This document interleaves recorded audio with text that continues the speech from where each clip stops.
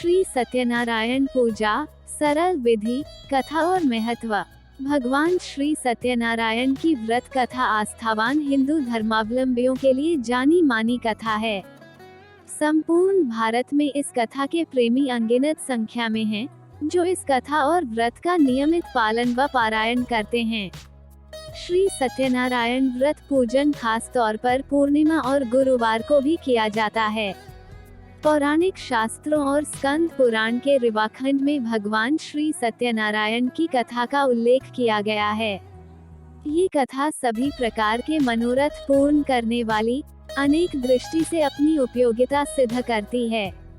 ये कथा समाज के सभी वर्गों को सत्यव्रत की शिक्षा देती है। महत्व। शास्त्रों के अनुसार सत्य को ईश्वर मानकर निष्ठा के साथ समाज के किसी भी वर्ग का व्यक्ति यदि इस व्रत व कथा का श्रवण करता है, तो उसे इससे निश्चित ही मनोवांछित फल की प्राप्ति होती है। शास्त्रों में कहा गया है कि सत्यनारायण कथा कराने से हजारों साल तक किए गए यज्ञ के बराबर फल मिलता है। साथ ही सत्यनारायण कथा सुनने को भी सौभाग्य की बात माना गया है। आमतौर पर देखा जाता है किसी भी शुभ काम से पहले या मनोकामनाएं पूरी होने पर सत्यनारायण व्रत की कथा सुनी जाती है। व्रत पूजन विधि। सत्यनारायण व्रत पूर्णिमा के दिन करने का विशेष महत्व है, क्योंकि पूर्णिमा सत्यनारायण का प्रिय दिन है।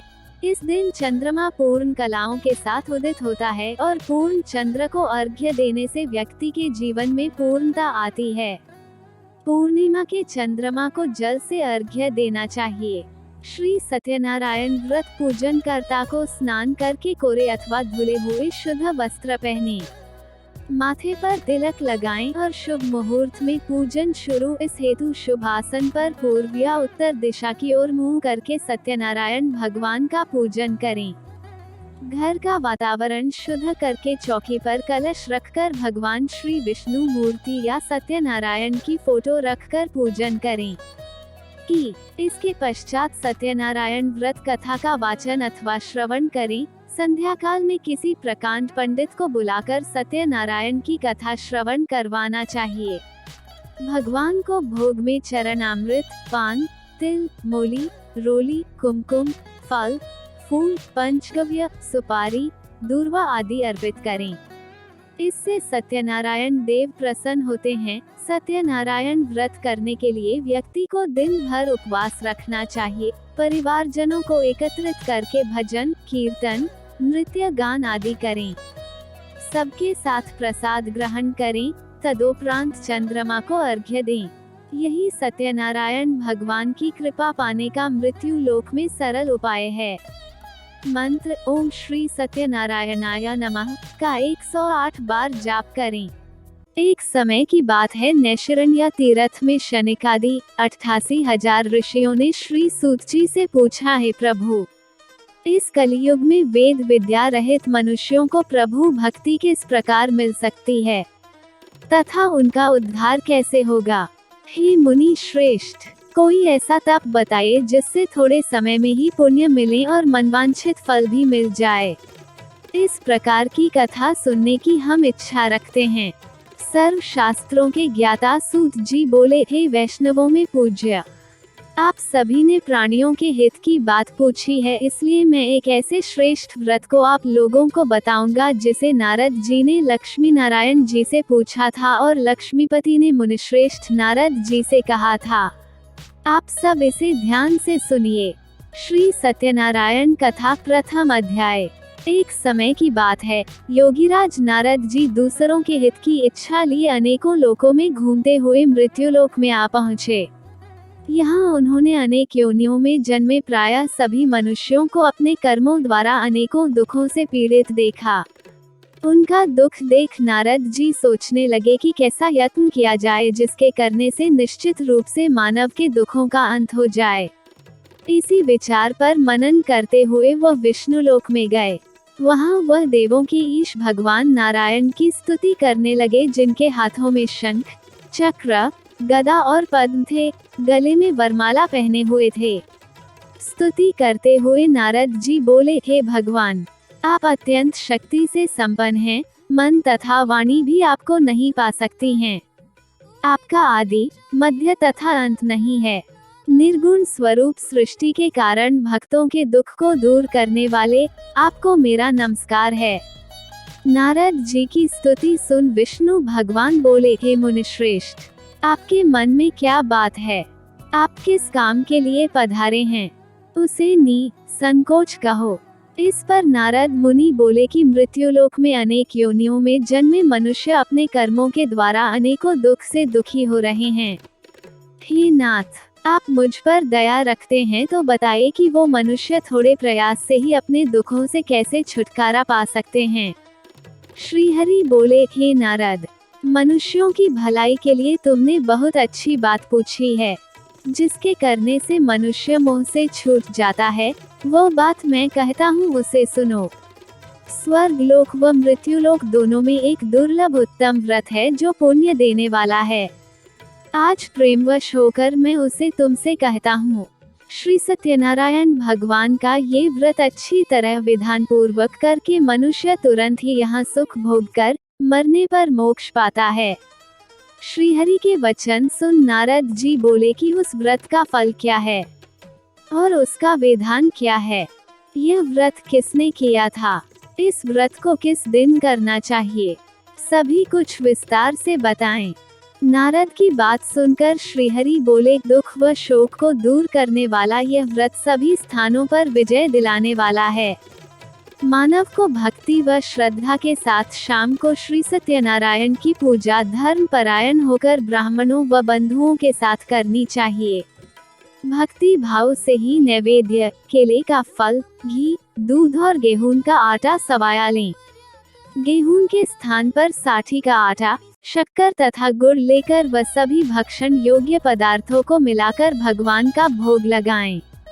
ब्राह्मणों सहित बंधु बांधवों को भी भोजन कराएं, उसके बाद स्वयं भोजन करें। भजन कीर्तन के साथ भगवान की भक्ति में लीन हो जाएं। इस तरह से सत्यनारायण भगवान का ये व्रत करने पर मनुष्य की सारी इच्छाएं निश्चित रूप से पूरी होती हैं। इस कली काल अर्थात कलियुग में मृत्युलोक में मोक्ष का यही एक सरल उपाय बताया गया है। इति श्री सत्यनारायण व्रत कथा का प्रथम अध्याय संपूर्ण। श्रीमन नारायण नारायण नारायण, भज मन नारायण नारायण नारायण। श्री सत्यनारायण भगवान की जय। श्री सत्यनारायण कथा द्वितीय अध्याय। सूत जी बोले, हे ऋषियों, जिसने पहले समय में इस व्रत को किया था उसका इतिहास कहता हूँ, ध्यान से सुनो। सुंदर काशीपुरी नगरी में एक अत्यंत निर्धन ब्राह्मण रहता था। भूख प्यास से परेशान वह धरती पर घूमता रहता था। ब्राह्मणों से प्रेम करने वाले भगवान ने एक दिन ब्राह्मण का वेश धारण कर उसके पास जाकर पूछा, हे विप्र, नित्य दुखी होकर तुम पृथ्वी पर क्यों घूमते हो? दीन ब्राह्मण बोला, मैं निर्धन ब्राह्मण हूँ, भिक्षा के लिए धरती पर घूमता हूँ। हे भगवान, यदि आप इसका कोई उपाय जानते हो तो बताइए। वृद्ध ब्राह्मण कहता है कि सत्यनारायण भगवान मनोवांछित फल देने वाले हैं, इसलिए तुम उनका पूजन करो। इसे करने से मनुष्य सभी दुखों से मुक्त हो जाता है। वृद्ध ब्राह्मण बनकर आए सत्यनारायण भगवान उस निर्धन ब्राह्मण को व्रत का सारा विधान बताकर अंतर्धान हो गए। ब्राह्मण मन ही मन सोचने लगा कि जिस व्रत को वृद्ध ब्राह्मण करने को कह गया है मैं उसे जरूर करूंगा। ये निश्चय करने के बाद उसे रात में नींद नहीं आई। वह सवेरे उठकर सत्यनारायण भगवान के व्रत का निश्चय कर भिक्षा के लिए चला गया। उस दिन निर्धन ब्राह्मण को भिक्षा में बहुत धन मिला, जिससे उसने बंधु बांधवों के साथ मिलकर श्री सत्यनारायण भगवान का व्रत संपन्न किया। भगवान सत्यनारायण का व्रत संपन्न करने के बाद वह निर्धन ब्राह्मण सभी दुखों से छूट गया और अनेक प्रकार की संपत्तियों से युक्त हो गया। उसी समय से यह ब्राह्मण हर माह इस व्रत को करने लगा। इस तरह से सत्यनारायण भगवान के व्रत को जो मनुष्य करेगा वह सभी प्रकार के पापों से छूटकर मोक्ष को प्राप्त होगा। जो मनुष्य इस व्रत को करेगा वह भी सभी दुखों से मुक्त हो जाएगा। सूत जी बोले कि इस तरह से नारद जी से नारायण जी का कहा हुआ श्री सत्यनारायण व्रत को मैंने तुमसे कहा। हे विप्रो, मैं अब और क्या कहूँ। ऋषि बोले, हे मुनिव, संसार में उस विप्र से सुनकर और किस किस ने इस व्रत को किया, हम सब इस बात को सुनना चाहते हैं। इसके लिए हमारे मन में श्रद्धा का भाव है। सूत जी बोले, हे मुनियों, जिस जिसने इस व्रत को किया है वह सब सुनो। एक समय वही विप्र धन व ऐश्वर्य के अनुसार अपने बंधु बांधवों के साथ इस व्रत को करने को तैयार हुआ। उसी समय एक लकड़ी बेचने वाला बूढ़ा आदमी आया और लकड़ियां बाहर रखकर अंदर ब्राह्मण के घर में गया। प्यास से दुखी वह लकड़हारा उनको व्रत करते देख विप्र को नमस्कार कर पूछने लगा कि आप ये क्या कर रहे हैं तथा इसे करने से क्या फल मिलेगा, कृपया मुझे भी बताएं। ब्राह्मण ने कहा कि सब मनोकामनाओं को पूरा करने वाला ये सत्यनारायण भगवान का व्रत है। इनकी कृपा से ही मेरे घर में धन धान्य आदि की वृद्धि हुई है। विप्र से सत्यनारायण व्रत के बारे में जानकर लकड़हारा बहुत प्रसन्न हुआ। चरणामृत लेकर वह प्रसाद खाने के बाद वह अपने घर गया। लकड़हारे ने अपने मन में संकल्प किया कि आज लकड़ी बेचने से जो धन मिलेगा उसी से श्री सत्यनारायण भगवान का उत्तम व्रत करूंगा। मन में इस विचार को ले बूढ़ा आदमी सिर पर लकड़ियां रख उस नगर में बेचने गया जहां धनी लोग ज्यादा रहते थे। उस नगर में उसे अपनी लकड़ियों का दाम पहले से 4 गुना अधिक मिलता है। बूढ़ा प्रसन्नता के साथ दाम लेकर केले, शक्कर, घी, दूध, दही और गेहूं का आटा ले और सत्यनारायण भगवान के व्रत की अन्य सामग्रियां लेकर अपने घर गया। वहां उसने अपने बंधु बांधवों को बुलाकर विधि विधान से सत्यनारायण भगवान का पूजन और व्रत किया। इस व्रत के प्रभाव से वह बूढ़ा लकड़हारा धन पुत्र आदि से युक्त होकर संसार के समस्त सुख भोग अंत काल में वैकुंठ धाम चला गया। इति श्री सत्यनारायण व्रत कथा का 2वां अध्याय संपूर्ण। श्रीमन नारायण नारायण नारायण, भज मन नारायण नारायण नारायण। श्री सत्यनारायण भगवान की जय। श्री सत्यनारायण कथा 3 अध्याय। सूत जी बोले, हे श्रेष्ठ मुनियों, अब आगे की कथा कहता हूँ। पहले समय में उल्कामुख नाम का एक बुद्धिमान राजा था। वह सत्यवक्ता और जितेंद्रिय था। प्रतिदिन देव स्थानों पर जाता और निर्धनों को धन देकर उनके कष्ट दूर करता था। उसकी पत्नी कमल के समान मुख वाली तथा सती साध्वी थी। भद्रशिला नदी के तट पर उन दोनों ने श्री सत्यनारायण भगवान का व्रत किया। उसी समय साधु नाम का एक वैश्य आया। उसके पास व्यापार करने के लिए बहुत सा धन भी था। राजा को व्रत करते देखकर वह विनय के साथ पूछने लगा, हे राजन, भक्ति भाव से पूर्ण होकर आप ये क्या कर रहे हैं? मैं सुनने की इच्छा रखता हूँ, तो आप मुझे बताएं। राजा बोला, हे साधु, अपने बंधु बांधवों के साथ पुत्रादि की प्राप्ति के लिए एक महाशक्तिमान श्री सत्यनारायण भगवान का व्रत व पूजन कर रहा हूँ। राजा के वचन सुन साधु आदर से बोला, हे राजन, मुझे इस व्रत का सारा विधान कहिए। आपके कथनानुसार मैं भी इस व्रत को करूँगा। मेरी भी संतान नहीं है और इस व्रत को करने से निश्चित रूप से मुझे संतान की प्राप्ति होगी। राजा से व्रत का सारा विधान सुन व्यापार से निवृत्त हो वह अपने घर गया। साधु वैश्य ने अपनी पत्नी को संतान देने वाले इस व्रत का वर्णन कह सुनाया और कहा कि जब मेरी संतान होगी तब मैं इस व्रत को करूँगा। साधु ने इस तरह के वचन अपनी पत्नी लीलावती से कहे। एक दिन लीलावती पति के साथ आनंदित हो सांसारिक धर्म में प्रवृत्त होकर सत्यनारायण भगवान की कृपा से गर्भवती हो गई। 10वें महीने में उसके गर्भ से एक सुंदर कन्या ने जन्म लिया। दिनों दिन वह ऐसे बढ़ने लगी जैसे कि शुक्ल पक्ष का चंद्रमा बढ़ता है। माता पिता ने अपनी कन्या का नाम कलावती रखा। एक दिन लीलावती ने मीठे शब्दों में अपने पति को याद दिलाया कि आपने सत्यनारायण भगवान के जिस व्रत को करने का संकल्प किया था उसे करने का समय आ गया है, आप इस व्रत को करिए। साधु बोला कि हे प्रिय, इस व्रत को मैं उसके विवाह पर करूंगा। इस प्रकार अपनी पत्नी को आश्वासन देकर वह नगर को चला गया। कलावती पिता के घर में रह वृद्धि को प्राप्त हो गई। साधु ने एक बार नगर में अपनी कन्या को सखियों के साथ देखा तो तुरंत ही दूत को बुलाया और कहा कि मेरी कन्या के योग्य वर देख कर आओ। साधु की बात सुनकर दूत कंचन नगर में पहुंचा और वहां देखभाल कर लड़की के सुयोग्य वाणिक पुत्र को ले आया। सुयोग्य लड़के को देख साधु ने बंधु बांधवों को बुलाकर अपनी पुत्री का विवाह कर दिया, लेकिन दुर्भाग्य की बात ये कि साधु ने अभी भी श्री सत्यनारायण भगवान का व्रत नहीं किया। इस पर श्री भगवान क्रोधित हो गए और श्राप दिया कि साधु को अत्यधिक दुख मिले। अपने कार्य में कुशल साधु बनिया जमाई को लेकर समुद्र के पास स्थित होकर रत्नासारपुर नगर में गया। वहां जाकर दामाद ससुर दोनों मिलकर चंद्रकेतु राजा के नगर में व्यापार करने लगे। एक दिन भगवान सत्यनारायण की माया से एक चोर राजा का धन चुराकर भाग रहा था। उसने राजा के सिपाहियों को अपना पीछा करते देख चुराया हुआ धन वहां रख दिया जहां साधु अपने जमाई के साथ ठहरा हुआ था। राजा के सिपाहियों ने साधु वैश्य के पास राजा का धन पड़ा देखा तो वह ससुर जमाई दोनों को बांधकर प्रसन्नता से राजा के पास ले गए और कहा कि उन दोनों चोरों हम पकड़ लाए हैं, आप आगे की कार्यवाही की आज्ञा दें। राजा की आज्ञा से उन दोनों को कठिन कारावास में डाल दिया गया और उनका सारा धन भी उनसे छीन लिया गया। श्री सत्यनारायण भगवान से श्राप से साधु की पत्नी भी बहुत दुखी हुई। घर में जो धन रखा था उसे चोर चुरा ले गए। शारीरिक तथा मानसिक पीड़ा व भूख प्यास से अति दुखी हो अन्न की चिंता में कलावती के ब्राह्मण के घर गई।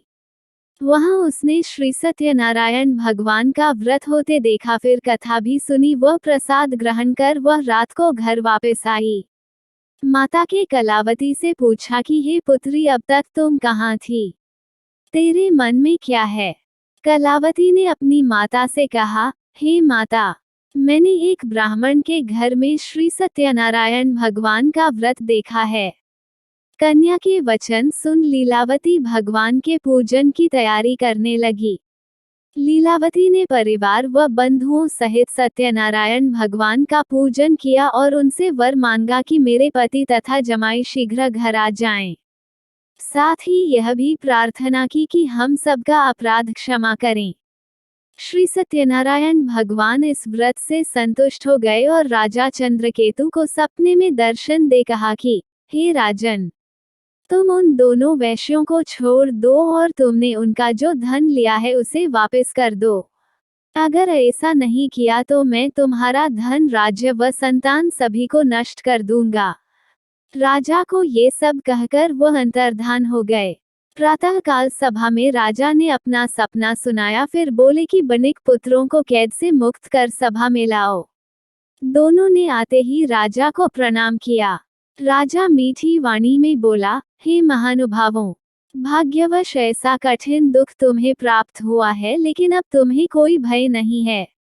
ऐसा कह राजा ने उन दोनों को नए वस्त्राभूषण भी पहनाए और जितना धन उनका लिया था उससे दुगुना धन वापस कर दिया। दोनों वैश्य अपने घर को चल दिए। इति श्री सत्यनारायण व्रत कथा का 3य अध्याय संपूर्ण। श्रीमन नारायण नारायण नारायण, भज मन नारायण नारायण नारायण। श्री सत्यनारायण भगवान की जय। श्री सत्यनारायण कथा 4th अध्याय। सूत जी बोले, वैश्य ने मंगलाचार कर अपनी यात्रा आरंभ की और अपने नगर की ओर चल दिए। उनके थोड़ी दूर जाने पर एक दंडी वेशधारी श्री सत्यनारायण ने उनसे पूछा, हे साधु, तेरी नाव में क्या है? अभिवाणी वणिक हंसता हुआ बोला, हे दंडी, आप क्यों पूछते हो? क्या धन लेने की इच्छा है? मेरी नाव में तो बेल व पत्ते भरे हुए हैं। वैश्य के कठोर वचन सुन भगवान बोले, तुम्हारा वचन सत्य हो। दंडी ऐसे वचन कह वहां से दूर चले गए। कुछ दूर जाकर समुद्र के किनारे बैठ गए। दंडी के जाने के बाद साधु वैश्य ने नित्य क्रिया के पश्चात नाव को ऊंची उठते देखकर अचंभा माना और नाव में बेल पत्ते आदि देख वो मूर्छित हो जमीन पर गिर पड़ा। मूर्छा खुलने पर वह अत्यंत शोक में डूब गया। तब उसका दामाद बोला कि आप शोक ना मनाएं, ये दंडी का शाप है, इसलिए हमें उनकी शरण में जाना चाहिए, तभी हमारी मनोकामना पूरी होगी। दामाद की बात सुनकर वह दंडी के पास पहुंचा और अत्यंत भक्ति भाव नमस्कार करके बोला, मैंने आपसे जो जो असत्य वचन कहे थे उनके लिए मुझे क्षमा दें। ऐसा कहकर महान शोकातुर हो रोने लगा। तब दंडी भगवान बोले, हे वणिक पुत्र, मेरी आज्ञा से बार बार तुम्हें दुख प्राप्त हुआ है, तू मेरी पूजा से विमुख हुआ। साधु बोला, हे भगवान, आपकी माया से ब्रह्मा आदि देवता भी आपके रूप को नहीं जानते, तब मैं अज्ञानी कैसे जान सकता हूँ। आप प्रसन्न हुई, अब मैं सामर्थ्य के अनुसार आपकी पूजा करूंगा। मेरी रक्षा करो और पहले के समान नौक में धन भर दो। साधु वैश्य के भक्तिपूर्वक वचन सुनकर भगवान प्रसन्न हो गए और उसकी इच्छानुसार वरदान देकर अंतर्धान हो गए। ससुर जमाई जब नाव पर आए तो नाव धन से भरी हुई थी। फिर वहीं अपने अन्य साथियों के साथ सत्यनारायण भगवान का पूजन कर अपने नगर को चल दिए। जब नगर के नजदीक पहुंचे तो दूत को घर पर खबर करने के लिए भेज दिया। दूत साधु की पत्नी को प्रणाम कर कहता है कि मालिक अपने दामाद सहित नगर के निकट आ गए हैं। दूत की बात सुन साधु की पत्नी लीलावती ने बड़े हर्ष के साथ सत्यनारायण भगवान का पूजन कर अपनी पुत्री कलावती से कहा कि मैं अपने पति के दर्शन को जाती हूँ, तू कार्य पूर्ण कर शीघ्र आ जा। माता के ऐसे वचन सुन कलावती जल्दी में प्रसाद छोड़ अपने पति के पास चली गई। प्रसाद की अवज्ञा के कारण श्री सत्यनारायण भगवान रुष्ट हो गए और नाव सहित उसके पति को पानी में डुबो दिया। कलावती अपने पति को वहां ना पाकर रोती हुई जमीन पर गिर गई। नौक को डूबा हुआ देख व कन्या को रोता देख साधु दुखी होकर बोला कि हे प्रभु, मुझसे तथा मेरे परिवार से जो भूल हुई है उसे क्षमा करें। साधु के दीन वचन सुनकर श्री सत्यनारायण भगवान प्रसन्न हो गए और आकाशवाणी हुई, हे साधु, तेरी कन्या मेरे प्रसाद को छोड़कर आई है, इसलिए उसका पति अदृश्य हो गया है। यदि वह घर जाकर प्रसाद खाकर लौटती है तो इसे इसका पति अवश्य मिलेगा। ऐ आकाशवाणी सुन कलावती घर पहुंचकर प्रसाद खाती है और फिर आकर अपने पति के दर्शन करती है। उसके बाद साधु अपने बंधु बांधवों सहित श्री सत्यनारायण भगवान का विधि विधान से पूजन करता है।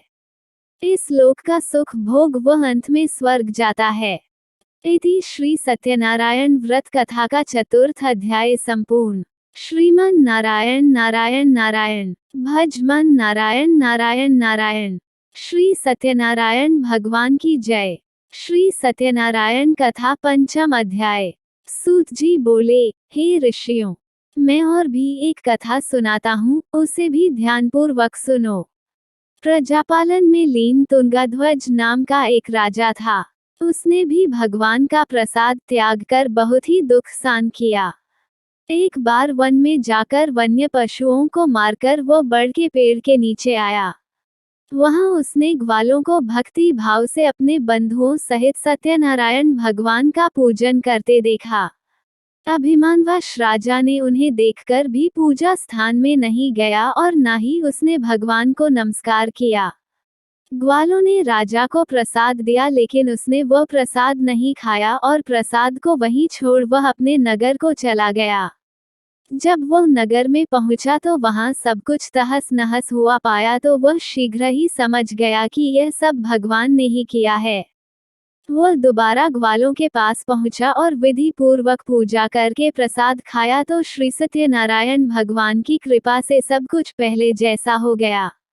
दीर्घकाल तक सुख भोगने के बाद मरणोपरांत उसे स्वर्गलोक की प्राप्ति हुई। जो मनुष्य परम दुर्लभ इस व्रत को करेगा तो भगवान सत्यनारायण की अनुकंपा से उसे धन धान्य की प्राप्ति होगी। निर्धन धनी हो जाता है और भयमुक्त हो जीवन जीता है। संतानहीन मनुष्य को संतान सुख मिलता है और सारे मनोरथ पूर्ण होने पर मानव अंतकाल में बैकुंठ धाम को जाता है। सूत जी बोले, जिन्होंने पहले इस व्रत को किया है अब उनके दूसरे जन्म की कथा कहता हूँ। वृद्ध शतानंद ब्राह्मण ने सुदामा का जन्म लेकर मोक्ष की प्राप्ति की। लकड़हारे ने अगले जन्म में निषाद बनकर मोक्ष प्राप्त किया। उल्कामुख नाम का राजा दशरथ होकर बैकुंठ को गए। साधु नाम के वैश्य ने मोरध्वज बनकर अपने पुत्र को आरे से चीरकर मोक्ष पाया। महाराज तुंगध्वज ने स्वयंभू होकर भगवान में भक्तियुक्त हो कर्म कर मोक्ष पाया। इति श्री सत्यनारायण व्रत कथा का 5वां अध्याय संपूर्ण। श्रीमन नारायण नारायण नारायण, भज मन नारायण नारायण नारायण। श्री सत्यनारायण भगवान की जय।